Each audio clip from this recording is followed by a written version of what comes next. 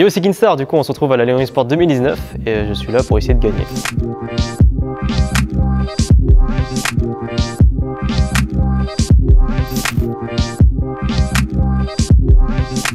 J'ai déjà fait la Lyon eSport 2018 et maintenant je me retrouve un an après en 2019. C'est un événement qui regroupe plusieurs jeux en même temps, donc League of Legends, Fortnite dans mon cas, etc. L'année dernière, on a réussi avec l'équipe de faire un top 1, enfin, arriver au premier du classement et à la base, moi tout ce que je voulais faire c'était m'amuser à la LAN. Je pensais pas qu'on allait le gagner. Quand je voyais il y avait des Mikalo, etc. à ce moment-là, j'avais une pression. Et je me disais, ils vont nous détruire en fait, je suis nul, enfin on est naze. Et finalement on l'a gagné et je pensais pas du tout que gagner cette LAN là à ce moment-là, ça m'offrait à beaucoup de possibilités. Et finalement j'ai vu qu'il y avait beaucoup de choses à faire après. Fortnite avait pris beaucoup de hype à ce moment-là. Et c'est là que toutes les offres de structure sont arrivées d'un coup. Et on a trié avec l'équipe, c'était quoi la meilleure offre et finalement c'était clairement Solary.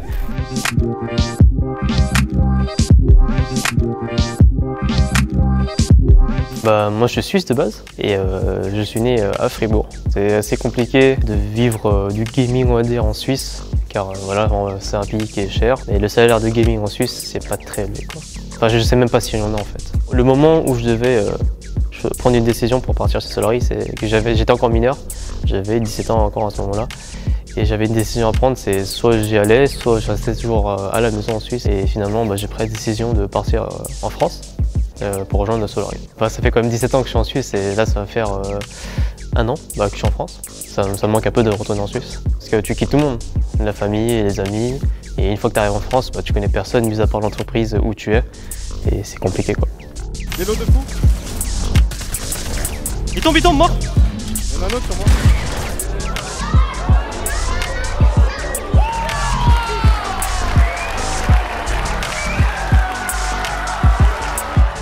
La pression est toujours là, hein, clairement.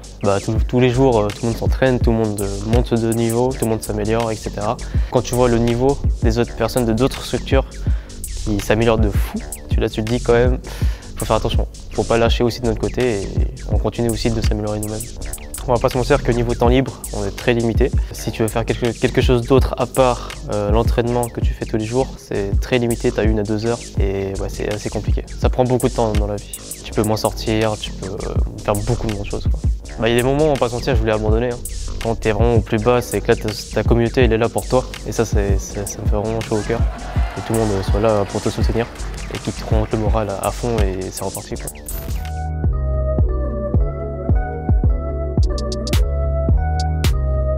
Au début, j'avais 0 compte de réseaux sociaux, donc en arrivant chez Solary, j'ai tout créé et ça s'est développé tout seul. Là-bas, je pensais pas avoir autant cette notoriété et ça fait toujours autant bizarre d'avoir autant de personnes qui me suivent et qui me soutiennent, peu importe ma situation. C'est clair que je reçois des messages très chaleureux et ça me motive encore plus de continuer quoi. Bon.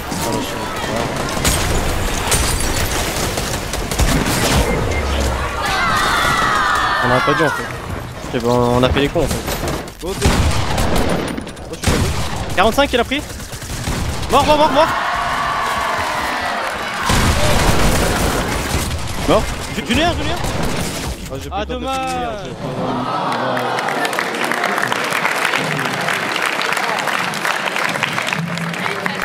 Malheureusement avec Hunter, il y a 2 parties où on a marqué, une où il y a 0 points et une 1 point, ça fait très mal. C'est assez dur de remonter. Malheureusement on a fini top 4.